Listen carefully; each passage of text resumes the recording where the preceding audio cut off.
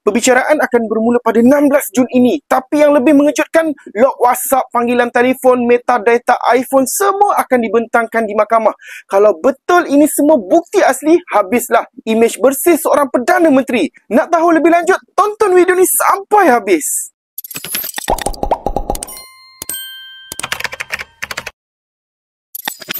Anwar Ibrahim sekali lagi menjadi tumpuan apabila kes saman sivil Yusof Rota akan dibicarakan pada 16 Jun ini.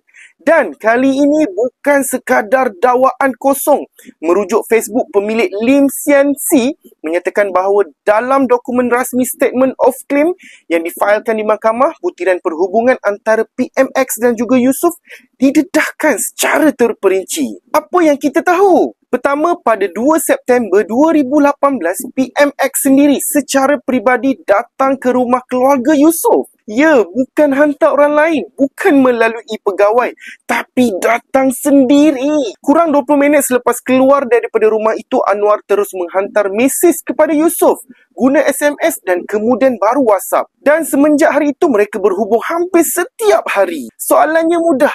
Kenapa? Apa rasional seorang ahli politik veteran yang berusia 72 tahun, sibuk dengan agenda negara, tiba-tiba begitu aktif dan berminat untuk berhubung secara personal dengan seorang anak muda yang berusia 25 tahun yang baru dikenali? Yusof bukan ahli politik, dia juga bukan aktivis kanan parti PKR ataupun parti mana-mana dan juga bukan pegawai khas. Cuma cucu kepada Allahyarham SM Muhammad Idris, bekas Presiden CAP. Dan yang lebih menarik, menurut dakwaan, semua perbualan itu disimpan. Log message, WhatsApp, rekod panggilan telefon, malah metadata lokasi iPhone pun, yang semuanya secara teknikal boleh disahkan oleh pakar forensik. Kalau betul semua ini dibentangkan di mahkamah, bukan sekadar kata vs kata, tapi dengan bukti digital yang dijelas, agak sukar untuk PMX nafi wujudnya hubungan rapat ni. Dan persoalannya ramai tertanya-tanya. Apakah hubungan ini normal?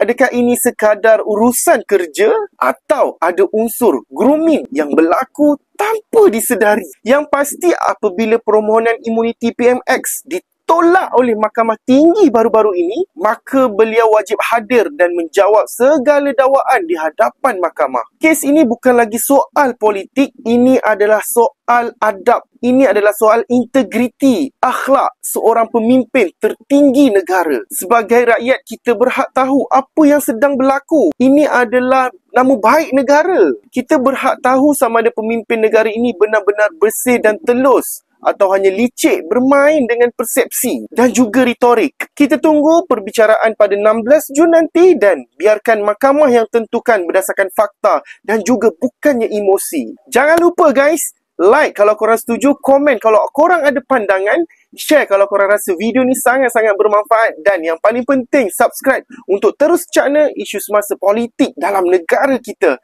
Jumpa lagi di video yang akan datang, insya-Allah. Assalamualaikum dan jaga diri anda baik-baik.